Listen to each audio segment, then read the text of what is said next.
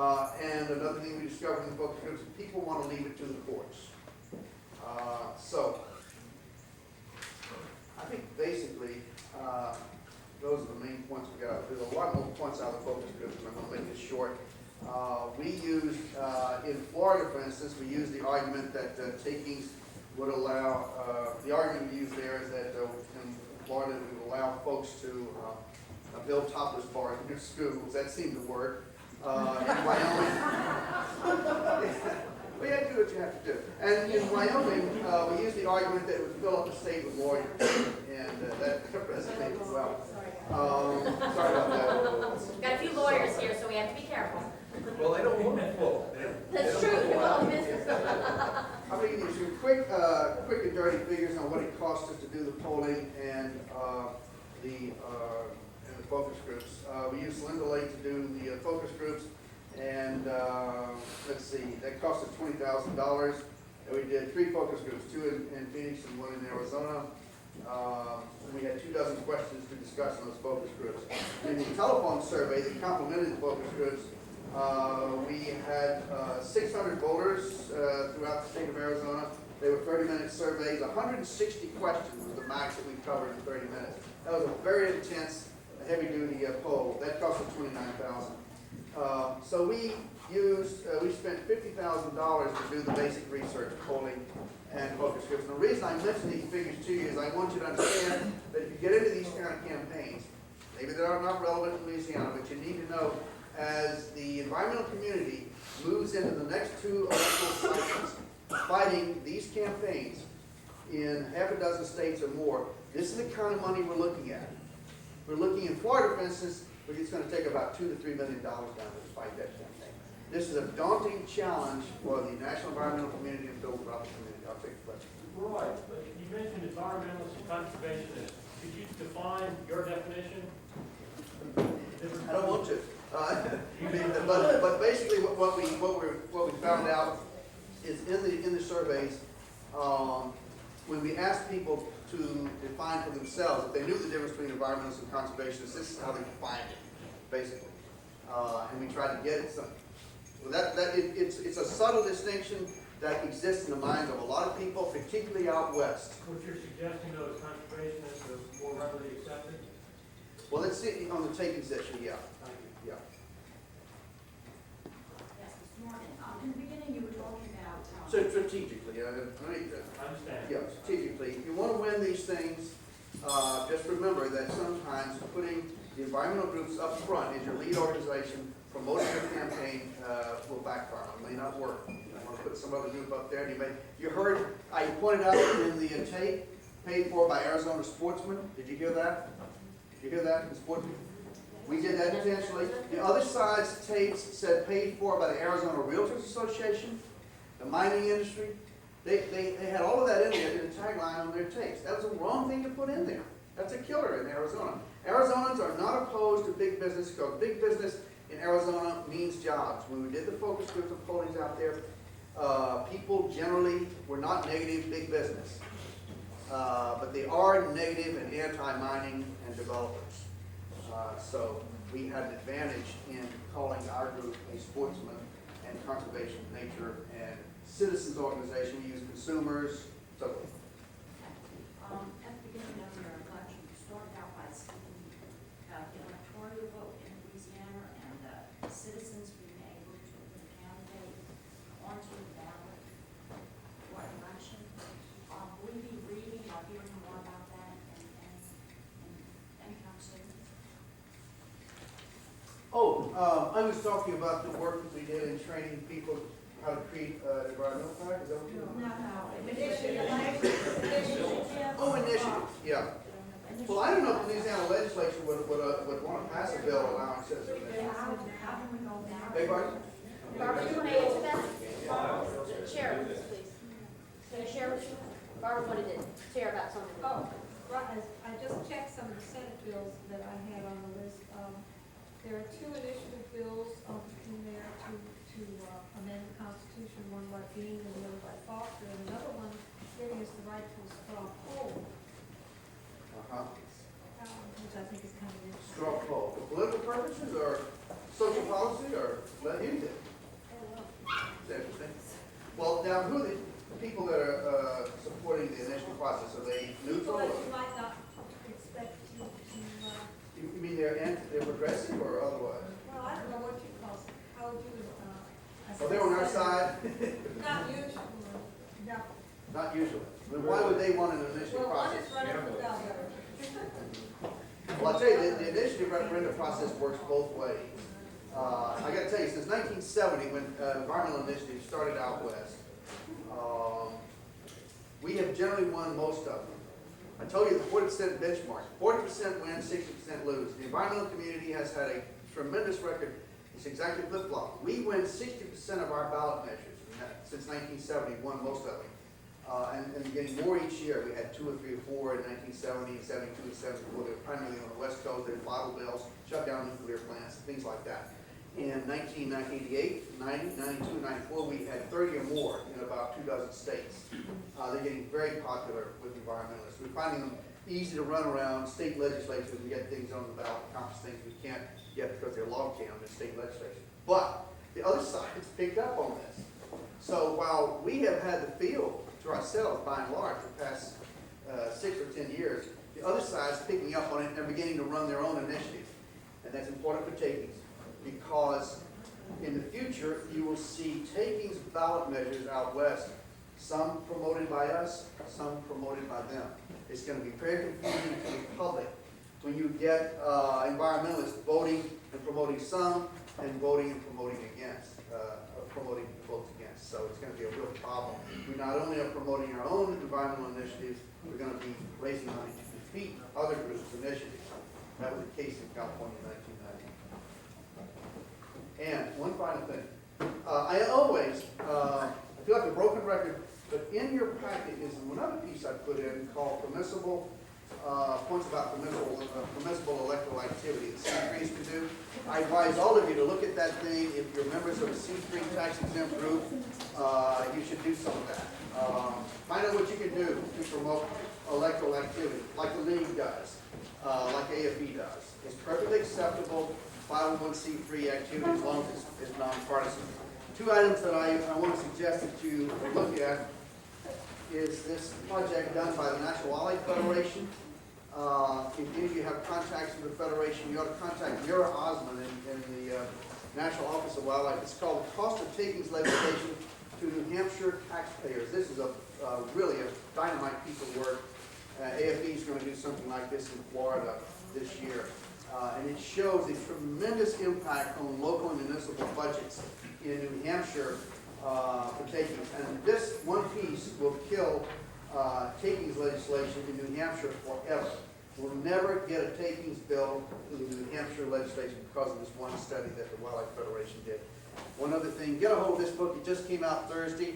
It's called Let the People Judge. It's done by John Echevarria of the National Audubon Society. It's a wonderful book on the wise use of the private property rights movement. I highly recommend it because we have a piece in there too. So, and this is $29, and I don't know how to, you can get it through Audubon or Island Press in Washington, D.C.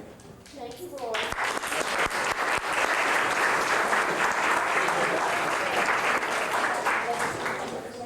Yeah, well, you have the film. We You have a- have the television spots in Arizona. Right, exactly. Okay, our next speaker, Susie Bliscoe, is going to come up and talk to us about what we're going to do when we hear about this.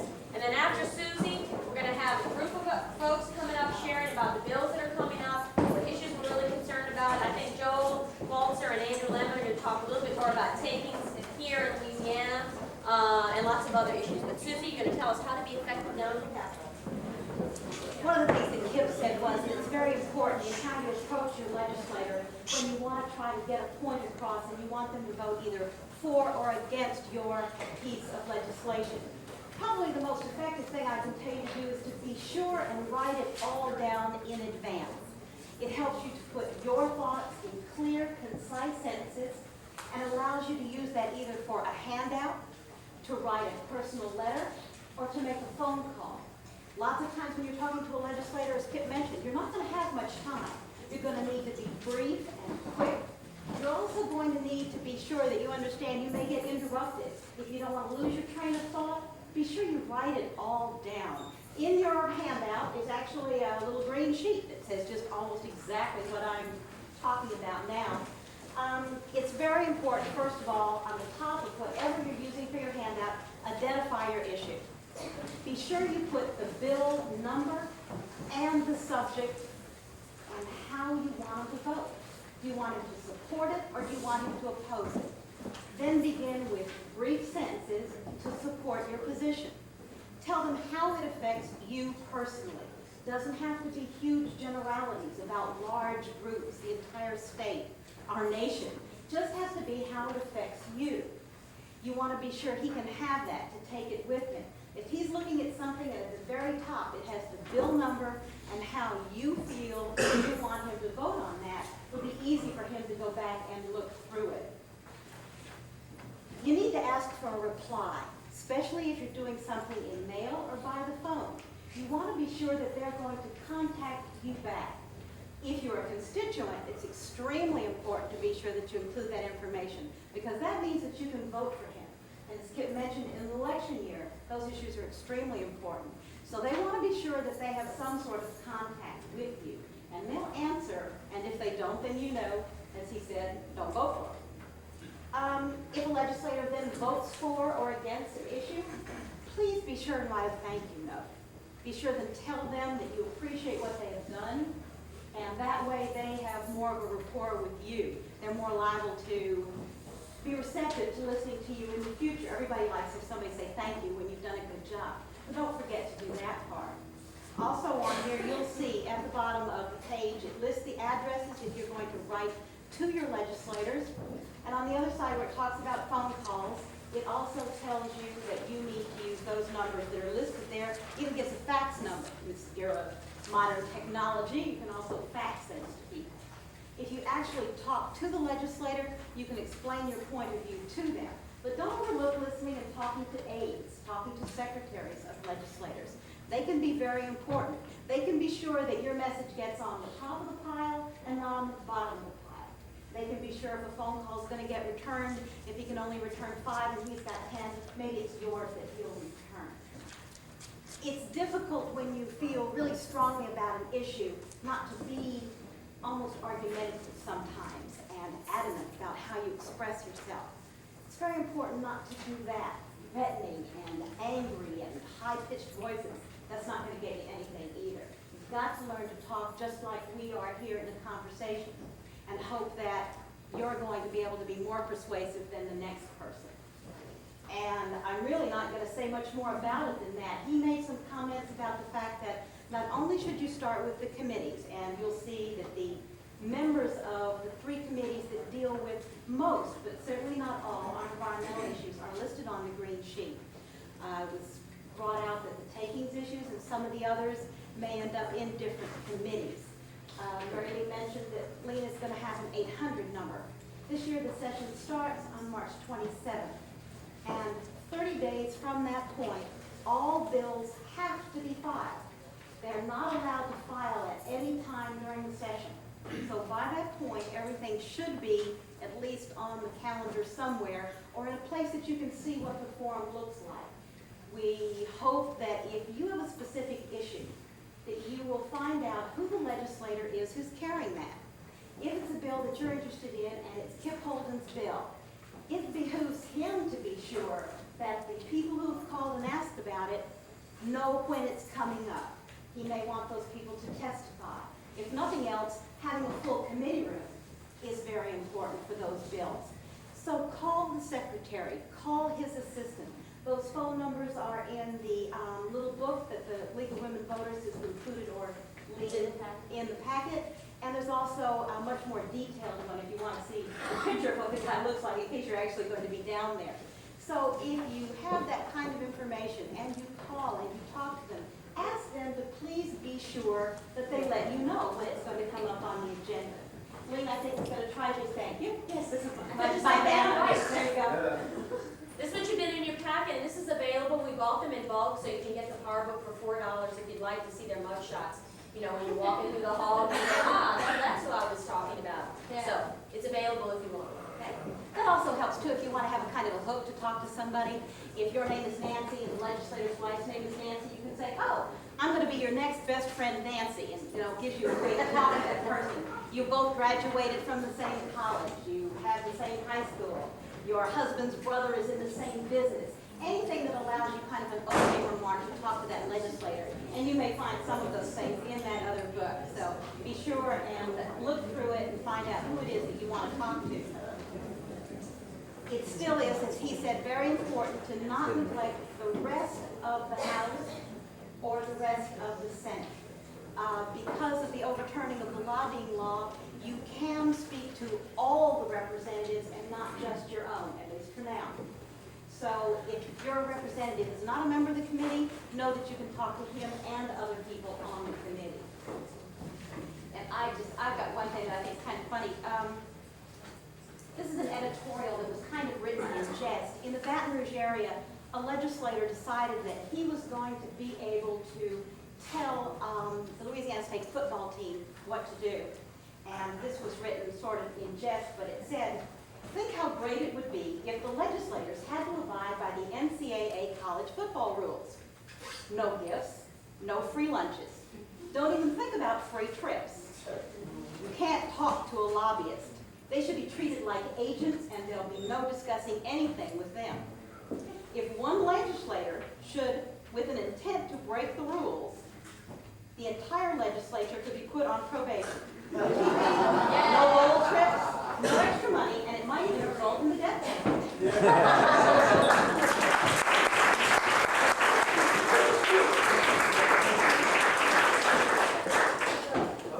Thank you, Susie, very much. One thing I want to tell you that I guess we're not above bribery, because for a while I believe Susie was out there for a lot of us, and when people voted with us, I think you gave out M&Ms. Is that right?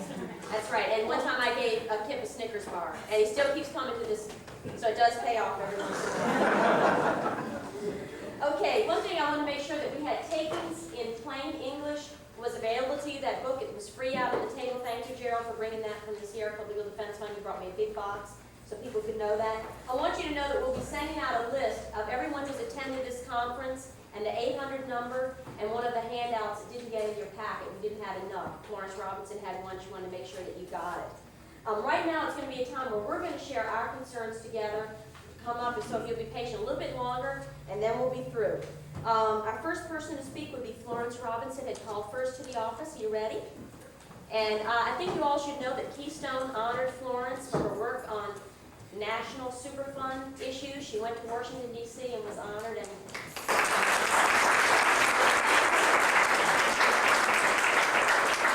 our other lead member and staff person was Wilma Super, who's her technical advisor, and now you're going to share with us about Superfund, I think, right, Florence? Yeah, we're moving a little bit from the state level to the national level. I spent the last 2 years working on Superfund law. A lot of very good people got involved. We came up with an unbelievable coalition of CEOs, insurance companies,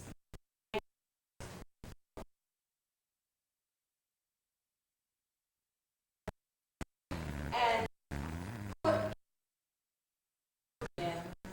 things that were important to all of us. We came up with something that certainly was not perfect, and certainly I can't say I was 100% happy with, but it was a document I felt I could live with, the citizens could live with. The citizens had a really good handle on things to deal with Superfund, which is something they really have not had before.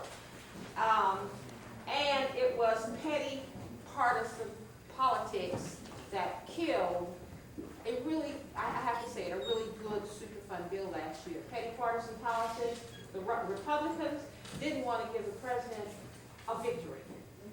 And our own dear Bennett Johnston tacked on at the last minute cost-benefit analysis. That's really what killed Superfund. Yeah. What I'm passing out, I didn't have time to make enough copies for everybody, but Mary Lee was very gracious and said that she would make copies and include it in a package she's going to send out. The contract. There's great contract with America. Have you signed a contract? I haven't signed a contract.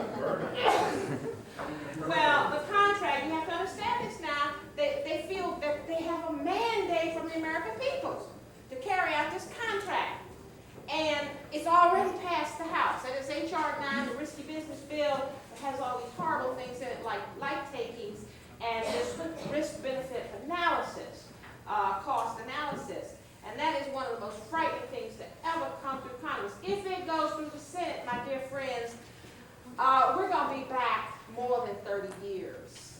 And the sad, sad thing is that nobody in Washington is saying a thing. They're just sitting back and twiddling their thumbs. The Republicans are on a steamroller and they're going right on, and the Democrats are running around like little chickens with their heads cut off, totally disorganized, and don't know what to do. And I'm reminded of the bumper sticker that we got from Lee that says, if the people lead, the leaders will follow. And we're at that junction now where we've got to give, if you will pardon me saying this, we have to give the people in Washington some balls, because they ain't got it right now. We got to stand up as citizens and let them know, I didn't sign this contract. This is not what I want. This thing hurts me, and it hurts us all. And being more specific about Superfund, let's recognize that at least 25% of all Americans live within 4 miles of a hazardous waste site. One of the things that is on the move now in Washington is to put a total cap on the number of sites that can be made Superfund sites. They got 1,200 now, say no more. That's what they want to say. No more sites can be made Superfund sites. Think about where you live and what sites are there that you may have been working on already to get on the Superfund list. If some of this thing goes through, there will be no more Superfund sites. If the contract goes through, my friends, they may as well not have a Superfund law. I have pulled out for you, and I'm not going to take the time to go through it one by one, some of the kinds of things that are going through. But there's 3 major areas. First is that they want to absolve the industries of financial responsibility for cleaning up their own mess. They made millions and millions and they made billions of dollars despoiling the land and imperiling all of us. And now they want to say, walk away from it.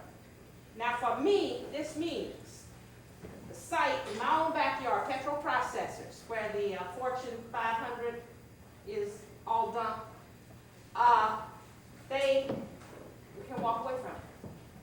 This is a site that's been projected to cost $200 million to clean up. That was before the more recent studies that show the extensive off-site contamination.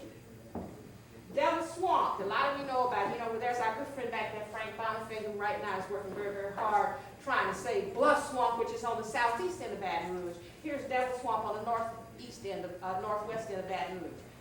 Wonderful ecosystems where people like us can go and enjoy ourselves. Well, there's still time for Bluff Swamp. Devil's Swamp is already pretty much off limits because it is hopelessly contaminated and the contamination has bioaccumulated. So let me tell you something, folks. When you go somewhere and you eat crawfish, they're going to always tell you it came from the spillway, but you don't know where those crawfish came from, and you may actually be dying on hexachlorobenzene and a bunch of other nasty stuff. See? I mean, that's how it affects us. People who made their livelihoods can no longer do that because the fishing and all that kind of stuff is banned from Devil's Swamp. And who's going to clean it up? If a little pit here costs $200 million to clean up, what does a 9 square mile area cost to clean up? And who's going to pay for it if the industries that messed it up don't pay for it? Yeah. You see, that's what they're talking about. I can't. Okay. So that's one big area of Superfund that they're going backwards on. This other thing is this whole concept of risk analysis. They're going to base remedy selection on risk analysis. In the first place, and they're talking about scientific risk analysis. No such thing as scientific risk analysis. Scientists who do risk analysis understand full well that they are making projections and extrapolations on huge data gaps. And when they write this stuff up, they make knowledge that, we made some projections when we really don't have all the information that we need. We understand that. Scientists understand it. They understand that you're really playing a kind of a Russian roulette. But then your government people get to it and they start doing risk management. And now they're going to take all this ignorance and make some decisions on it that you and I have to hear about.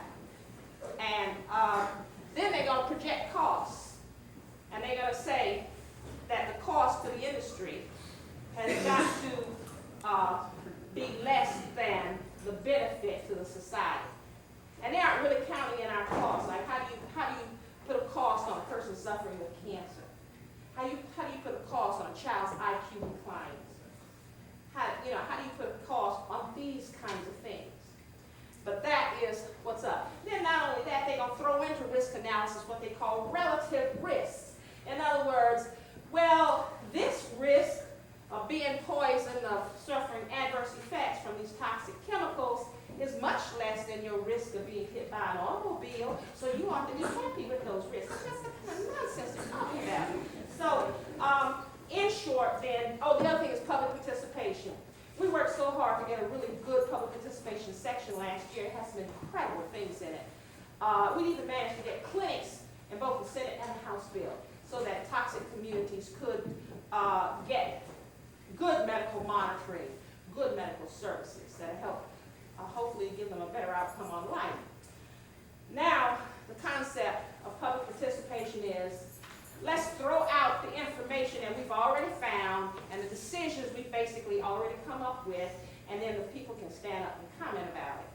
Well, we've all been through that, and you know how meaningless that is. That's it. So, all I'm saying is, whereas I'm looking more specifically at Superfund, it is a process that affects us all. I'm a part of a national network, and this is not a dues-paying organization or anything. It's just a bunch of groups and citizens who talk to each other over the telephone.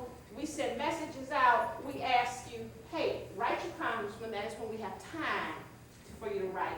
Oftentimes we get message like today that in 2 days this is going to hit this committee or something. And so we ask you to call or fax people. So I'm going to send out a list, those of you who are interested in participating in this, and it's a matter of trying to make the federal government, your legislators, a little bit more responsible in what they're doing. So if you're willing to participate in this, I would certainly appreciate if you sign it. And if you got any further questions about it, I will be available. Thanks so much, Mary.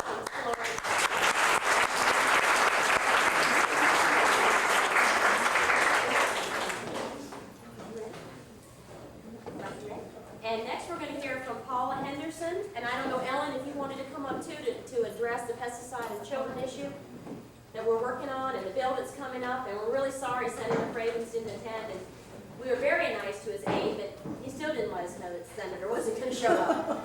So we're hoping he's going to be a little bit stronger. Bill. I've just been sitting back there praying this whole time. Lord, please don't ever have me follow Florence Robinson. Oh, I didn't hear it. The angels didn't send it down to all of us. Sorry about that. But a number of us here in the room, a lot of different groups have been working on this school pesticide issue. Just to give you a little background information, 2 years ago we had a bill that the purpose of the bill basically is to provide better, stronger regulations to protect kids from overuse of pesticides in school. And we asked for some very simple things. Record keeping, that they have a journal of what was being used, and that the parents be notified before the applications were made. What else? We asked Re-entry time Yeah. for the Good, children, good in other words, long enough after it was sprayed so the children wouldn't be exposed. and also that they would be encouraged to use IPM programs to get away from depending on chemicals and go to a What's least toxic. IPM? Well, IPM is integrated pest management, but it's a term that has now been kind of adopted by a lot of people who still rely heavily on chemicals. So we've now changed that, and we'd like for everybody that's talking about this issue to use the term least toxic pest management. And that means that they rely on some very basic, common sense preventative measures like sealing up cracks and cleaning up the cafeteria before they begin to look at using any kind of chemicals at all. For too long, we were finding that they were just routinely going in, dousing the schools with chemicals on a regular basis without evaluating whether it was necessary, whether it was needed, whether there were more practical and more economic alternatives that could be used. We found that they were going in and spraying the classrooms when the kids were there, which is one reason that Ellen Winchell got involved in this as a parent, are out on the school grounds playing, spraying when the kids were playing. We got that videotaped. But it was it has been really quite outrageous because there's been no regulation of how the schools are to use the pesticides. Each school system decides who sprays. It may be a janitor, it may be a teacher, or worse, it's probably both of them spraying at the same time. And So there was no, standard regulation of how they should be used. Well, at that time, our dear Commissioner of Agriculture, Bob Odom, who we all know is out to protect the safety of our children, got down and very actively lobbied against this bill. He went down directly and talked to folks, and at the very last minute when it went through the session, it was like 2 hours before it went up to the vote, it was weakened down to where it applied only to restricted use pesticides, which makes it pretty much a moot point because they supposedly aren't using restricted use pesticides. The problem is that the unrestricted use, which are very commonly used in schools, include a lot of real risky chemicals like Roundup, Dursban, diazonam, Tempo. A number of these are neurotoxins. The problem with pesticides altogether, and that we're becoming more and more aware of because there's growing evidence, a lot of good reports are coming out, the public is more conscious, is the fact that they really pose special risk for children. Children are very vulnerable. Their bodies are not developed enough to detoxify these chemicals the way adults do. The so-called safety standards set by our government are based on an adult exposure to these chemicals and also exposure to one chemical at a time. And that's just not reality. You get multiple doses, whether it's in the environment, they may be spraying a number of different chemicals in the school and along the school grounds, as well as, of course, in our food and in our water. And these are some of the additional aspects of pesticides that we work on as a group. But anyway, so we're back to get a stronger bill passed this year. We feel like we have a good opportunity. We've got kind of two polar extremes to look at. One being that Ellen Winchell basically single-handedly got St. Tammany Parish school boards to adopt IPM this past year. And she can, 2 years. She can explain more about that, but she did a great job. So we have a good example to point to that it's working in the schools over there. It's just as effective. In the long run, it's a lot more cost effective, and we don't have to worry about exposing our kids to additional chemicals. On the other hand, probably most of you heard about the situation down in Pierre Park, where they had illegal spraying of Lindane with just disastrous effects, not only health threatening, but there's at least a $500,000 cleanup that school board is dealing with. 8 or 10 families have already filed a class action lawsuit against the school system. The insurance is real shaky on what they're going to cover. So they've really got a terrible situation to deal with down there. And it all just points to the fact that we need stronger regulation. So what's happened just in the past week or two is Bob Odom has now proposed some emergency rules and regulations within the Department of Ag. And a number of people here in the room got involved and went over. He had a public hearing, which there was very little real public announcement on it. It's obvious that they were concerned about having the public actually know about this, but it turned out some people to make some comments to point out that what he's proposing is really not strong enough. It's kind of strange that now he's coming out dealing with emergency rulings because of a problem situation, when if he had been out there fighting this 2 years ago, we wouldn't be faced with that kind of situation right now. But we want to be sure that we have a good state law, that we don't have to depend on rules and regulations within the Department of Agriculture. We need a good, solid state law to ensure not only the things about proper dry time, record keeping, notification of parents, but also this time we want to insist, not just encourage, but require that all schools in the state start applying least toxic pest management in their schools. And we have a bill. Ellen, why don't you come up? She's been talking to Hankel.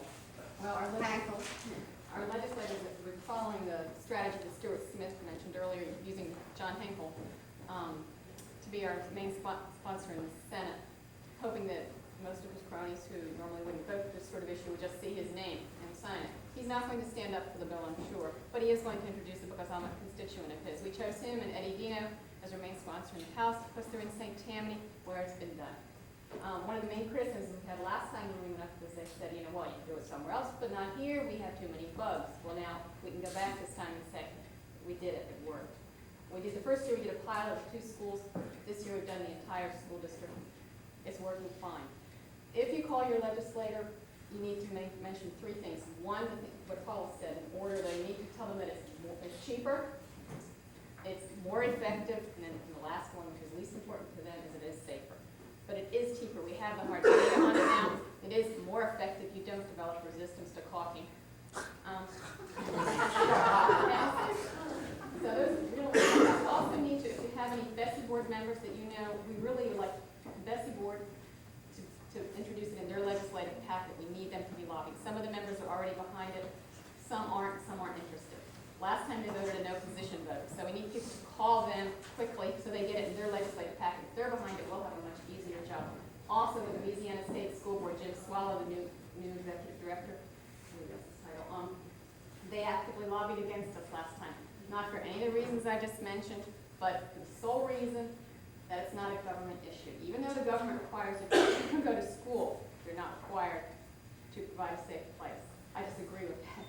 But that's not an argument. I don't have any argument against that. That's philosophical. But the new director might not have that philosophy. I've been told he's not going to be supportive. However, he's reasonable and will listen. So if any of you have contacts there, that's someplace we also need help. Yeah. Oh, and this Thursday in your package you have a flyer on a forum that's going to be held in New Orleans. We brought in, courtesy of Lean, Dr. Marian Moses from California. She's the president of the Pesticide Education Center in California. She's highly credentialed. She's from Johns Hopkins. She's on faculty at various medical schools. She's on her way to Washington. She testifies continually up there. Her specialty is kids and pesticide exposure. She actually got involved in the beginning with farm workers and children. She has horrible stories. But if we can get as many people who don't buy into this to hear her, it will make our job so much easier because she will tell them what the pesticides do, specifically the neurotoxins, which a lot of them are. Durazan, for example, is about to be reclassified as a restricted pesticide. I heard. I don't have dates on that.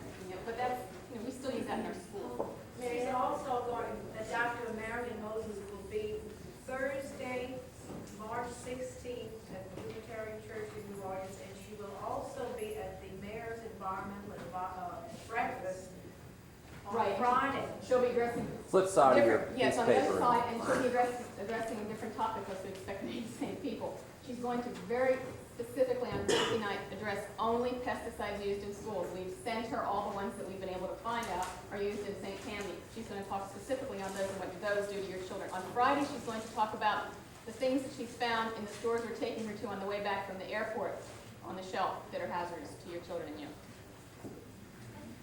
Ellen, would you introduce yourself again so people are clear about who you are? Ellen Winshaw. I have a child and 2 children in St. Tammany.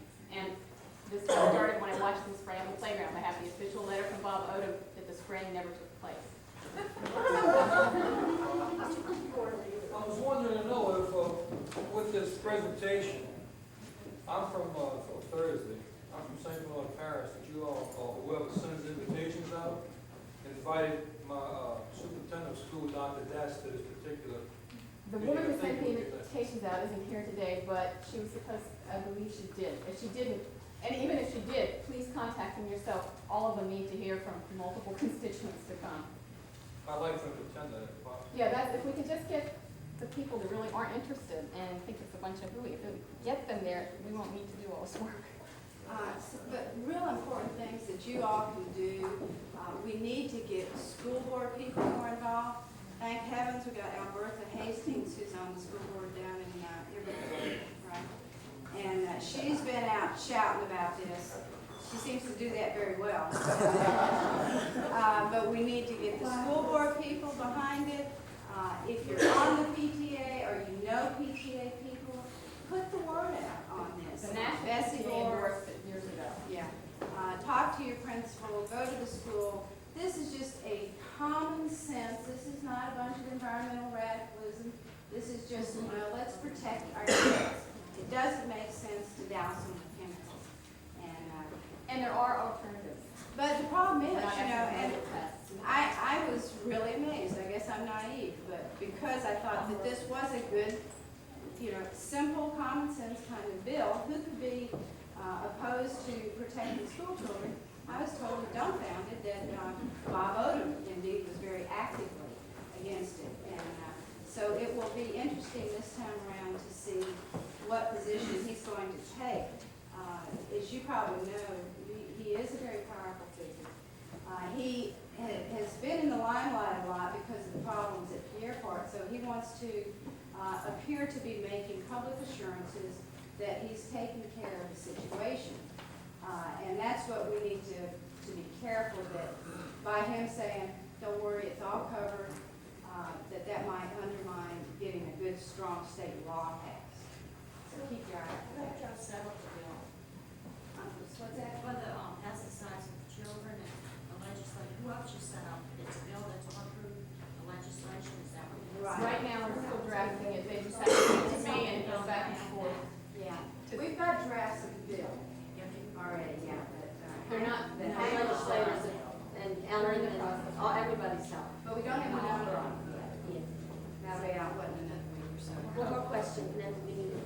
I'm making a couple of comments. First of all, insecticides affect the exact physiological unit in your body that affects an insect. So when you see you spray a roach and he flips over and his back goes twitching, a little bit more of the stuff and you do the same. Secondly, who makes the pesticides? You say why is Bill Odom opposed to it? Why might your legislators be opposed to something that makes so much sense? Who makes the pesticides? Now, think about that. And that's a heck of a lot of money behind it. It's going to be the same people who've been lobbying to kill chemical waste laws and all the other stuff that will be lobbying to kill a pesticide. I was right there with Paul. I had no idea when we went down 2 years ago that anybody could be against protecting children.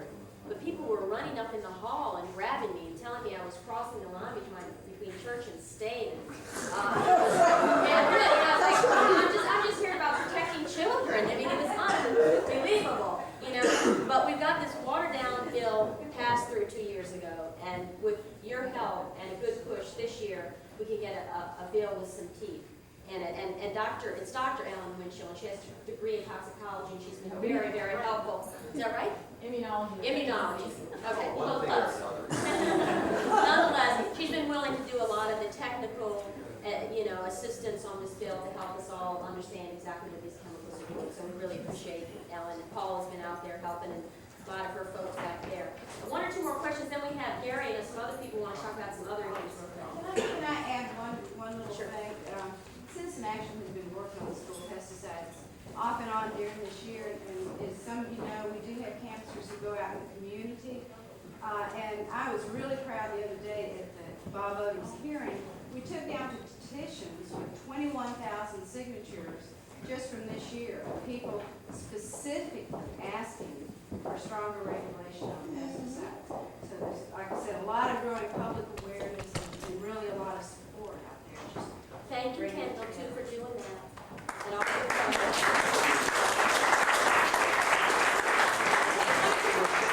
Teresa, and somebody else. Well, I don't know if she could even answer it, but I was just curious, is there any way to find out if people with our legislative, hold office, if they have some type of conflict of interest and, such as livestock and these type of things?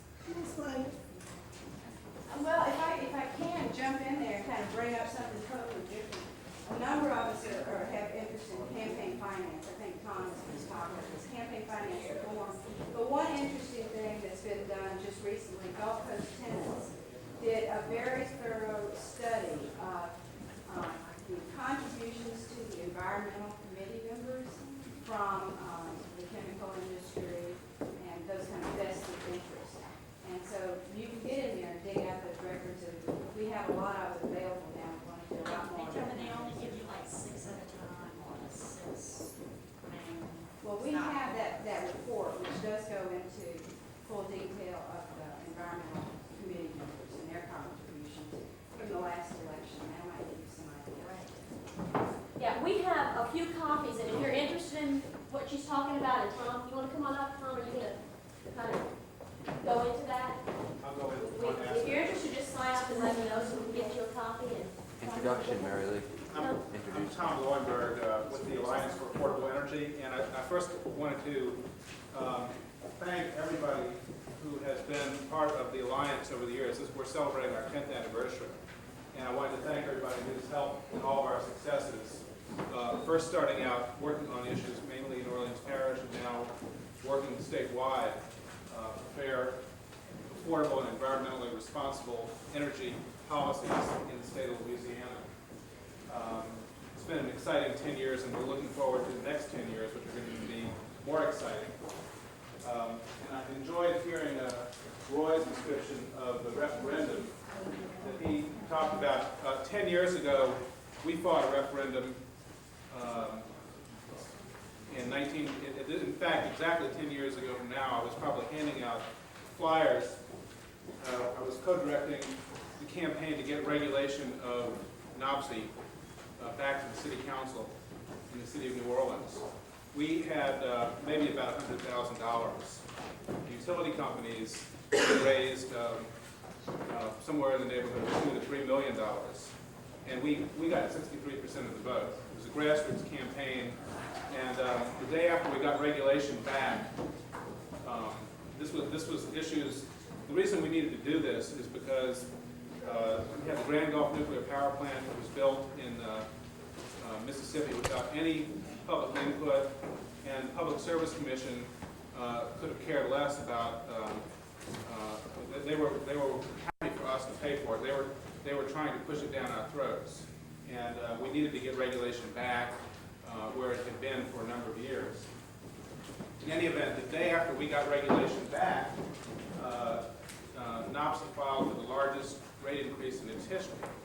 And we realized that we could no longer run the Alliance, or we didn't have the Alliance, we could no longer run our effort just out of our living room meetings once a week. We needed a full-time effort. And so the Alliance was born. And utility reform, therefore, was one of the, regulatory reform was one of the issues we started on. That's what I'm here to talk to you about today.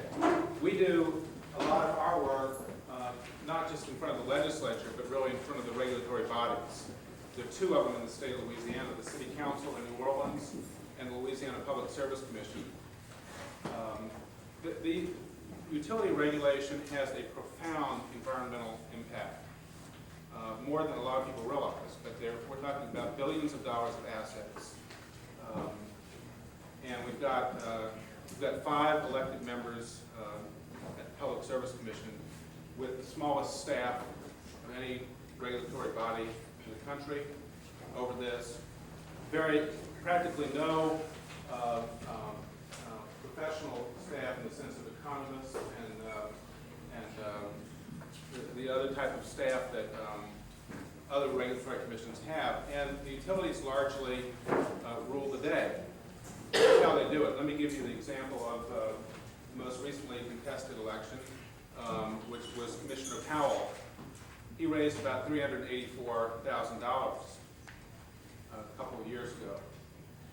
He's the commissioner from Lake Charles, represents Baton Rouge and the area west of there and north of there. Anyway, he raised $384,000. Guess where it came from? Over 90% of it came from the very people that he's regulating. His opponent in the election made a vow not to take any contributions from the regulated entities. And nevertheless, when the final vote came down, out of 284,000 votes, the difference was about 380 votes. In other words, 1/10 of 1%. So there is no question that Commissioner Powell owes his success in that election to the very people he's regulating.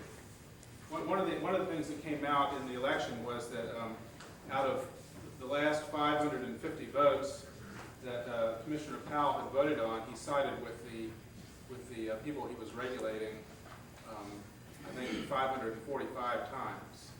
So it is an undeniably corrupting influence, and something has to be done about it. Many commissions around the country are appointed. In the case of the Public Service Commission, here it is elected. There are other states. Mississippi has an elected commission. There are some elected commissions around the country. I'm not going to get into the virtues of that, but I will say that out of 5 commissions that we surveyed in the Southeast, 3 of them have restrictions on contributions from the entities that they regulate, including the state of Mississippi, our next door neighbor. It's a very strong set of regulations. These regulations have been looked at, they've been challenged in various places, and they've stood up. So it is constitutional. And as corrupting as it is in the legislature, it's even a bigger problem with these regulated entities because they have a very narrow purpose, and they're setting the rates for these companies. So it's really something necessary. So we are working together with a number of groups on a campaign finance reform bill. This not only applies to the Public Service Commission, but it would also apply to the Insurance Commissioner. And it's actually very simple. The bill is about 3 pages long. I think Amy has passed some copies. Are there already passed out? Good. Are there? Good. Great. So it's very simple and straightforward. We're going to push it this session. We think that this is the session to do it. There's already movement in the form of trying to get restrictions on contributions from gambling entities, and that's picking up a lot of steam. So we didn't even count on that when we began contemplating this bill, but we think there's going to be a lot of forward momentum. We need your help. That's why I'm here. We've got several people in the room who've already told me they're interested. If you would like to help on this, please let me know. We're not, the Alliance is not really a lobbying organization. And we're 501c3, so we're very restricted in what we can do in that way. So we cannot do this alone. We need your help. The other thing I want to mention briefly is we have an endorsement form for least cost planning. Least cost planning is a process that we've championed for a number of years. What it does, it requires utility companies to use energy efficiency as a resource whenever it can, whenever it's the cheaper way to go over building a power plant or running a power plant, which is much of the time. The utility companies had sort of endorsed it, at least LP&L, and opposite the energy companies did. Now they're backing off in a big way. And we are not about to let them, but we need your help. It's before the Public Service Commission. Now it's before the City Council.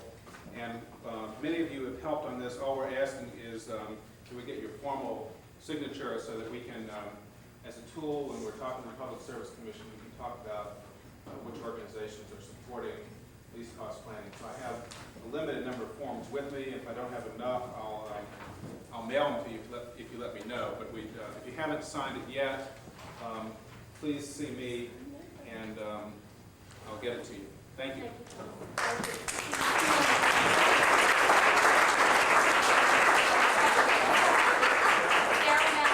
you ready? And then Joel and Andrew, you want to say something after this?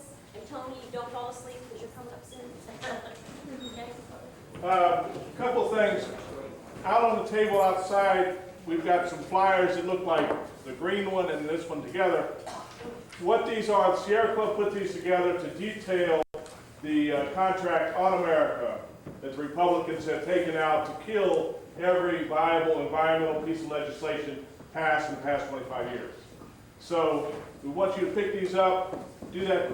If you do nothing else when you leave here today, go home, write a letter to the editor, and say, I didn't tell my congressman to repeal every bit of environmental legislation in the country. There has not been letters to the editor. You need to do it. You need to call your congressman and really move on this. The House is steamrolling this, and if it's going to get to the Senate, where we have the bastions of environmentalism, Bennett Johnson and John Breaux, to protect our interests, we're in trouble, folks. We are getting rolled on this stuff, so pick this up. This has got, it's 2-page fact sheets on the taking, on the unfunded mandate, on the risk bill. And not only that, they're gonna make it so you won't be able to go to court to sue. So they're really, really messing with this. As part of this attack on the environment, the House Natural Resources Committee is holding a hearing in Belle Chase on Monday morning. They're going to talk about endangered species and wetlands. It is a U.S. House hearing. They only let people speak who they've asked to speak. So that means there's not a whole lot of environmentalists that are going to be able to speak. What they do, they have panels. I think Mark Davis from the Coalition Restore Coastal Louisiana, Paul Davidson from the Nature Conservancy. No, it's They Paul. uninvited him. They uninvited him. They invited him and they uninvited him. So now there are no environmentalists speaking. Mark will speak, but Paul's not. So they uninvited some of the environmentalists. Most likely the folks there speaking will be folks like Louisiana Land and Exploration, nice small company here in Louisiana that doesn't have any viable interest in wetlands other than they own half the state, Southwest 10. So that's going to be in Belle Chase. I've got a flyer back here if you need that. It's going to be at the Civic Center in Belle Chase. No, 9 in the morning till 12 noon. 9 in the morning to 12 noon, which is the ideal time for us to go. Right? Okay, so these are the sort of things that's happening on the federal level. You heard Kip Holden this morning talk about the need to be involved actively in state elections. There are a number of us in here in the room that met numerous times last year and have formed EPAC, Environmental Political Action Committee for Louisiana. We are a political action committee. We're planning to do voter skill trainings. We want to get people involved in campaigns this year. When we have a new governor elected this fall, we want to make sure whoever that is has said he or she will protect the environment of Louisiana. This is a critical year, folks. So if you're interested in campaign stuff, talk to me, talk to Mary Lee, Willie Fontenot, who are the other board members, Tom Lowenberg, anybody in the room. We need to get moving on this. We need people to think about having parties at their house, to invite friends to come talk about this and raise money. The whole thing is to raise money this year. We're never going to have the money to give to candidates like Dow and Exxon and Monsanto and Ciba-Geigy and all these other nice small multinationals. We'll never have that money, but we've got something they don't have, and that's the resources of people in this room and your friends that are willing to work on environmental issues. So this year we've got to really move on this. Question? In the last election, a number of people approached several of the gubernatorial campaigns and tried to make the environment a very important issue. And it dawned on me afterwards what we missed. You have to tie the issue of the environment in with the large issue of public health. It's not just environment, it's public health. Yeah, it's Taxpayer picking up the bill, paying the health price. Because they don't, they don't understand, they want to lump everybody in the environmental issue, and it's public health issues as well. We're definitely moving on it, but the thing is, this year, every state representative is up for re-election. Every state senator is up for re-election. We have some candidates in this room. If they're not here, they need to be. I'm here. Okay, we got one right here. We need to be looking for folks that are running